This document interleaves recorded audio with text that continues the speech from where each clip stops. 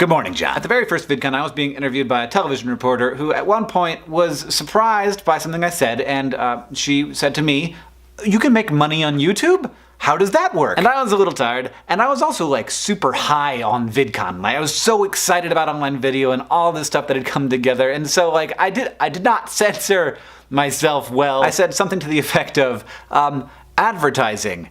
My show has more viewers than yours does. Which I did not intend to be a sick burn. It just came out. Like, that was the thing that was true. But the answer to that question is complicated. And since I think about YouTube a lot, and I think that we should all be more open about how all of these things work, let's do it. Let's talk about how YouTubers make their money. Different kinds of content have to have different kinds of support. Like this right here, very low budget. This is just two guys. We could probably subsist on what we call AdSense and merch. AdSense works for every YouTuber as long as you're not like philosophically opposed to advertising. If you click a little box when you upload your video, YouTube will sell an ad against it, and then it will split the revenue with you. You get 55%. This is kind of wonderful. It is not a common thing among social media sites, though they have started to share some revenue. YouTube started doing it way back in like 2007 and 2008. It's also part of why it's such an appealing place to make stuff, and also part of why it's become harder to break in. Because if there's a way to make money, then people will spend money to make their content look better so that they can compete on the platform. Anyway, YouTube AdSense pretty much stays at the same level, and everybody has access to that, which is really amazing. But at higher levels, you start talking about brand deals, maybe endorsement deals, maybe really good merch stuff, and even eventually getting support from someone else to help realize your vision. Crash Course and SciShow were both funded by grants from YouTube because they wanted more high-quality stuff on the site, so advertisers would be more likely to advertise. Those systems are really hard to democratize and make available to everybody. Now, brand deals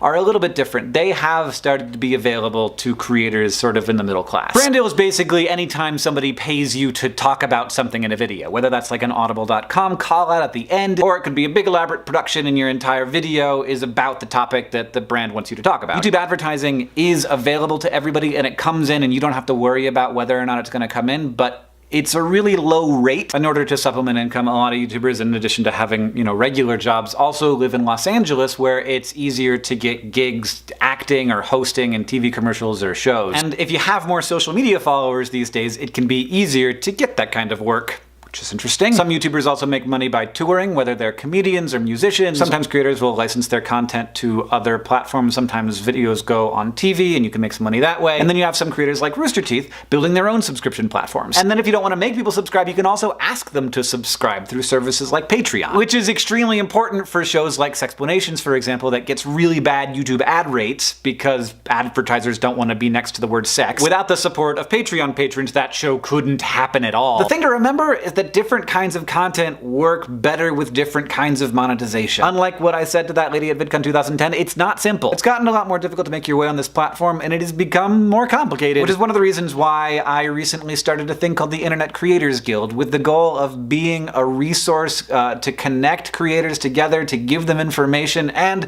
to let them have a unified voice when talking about when things go wrong and what they would like to make them happier. To be clear, I started this thing, but I really don't want to run it. I don't think that I should run it, and I definitely can't. Honestly, I think that I'm too biased to be in charge, so I'm looking forward to eventually stepping back after helping Laura Chernikoff, who's one of the most effective people I've ever met, get established as the executive director of the organization. There is a lot of value that's created by online video, and as different systems evolve for capturing at least some of that value, it just gets more complicated. And as those barriers rise, we need to create systems that keep the benefits of this revolution accessible to the most people possible, and I hope that the Internet Creators Guild can play a part in that. Thanks everybody for listening to this. Hopefully it wasn't too inside baseball. John, I'll see you on Tuesday.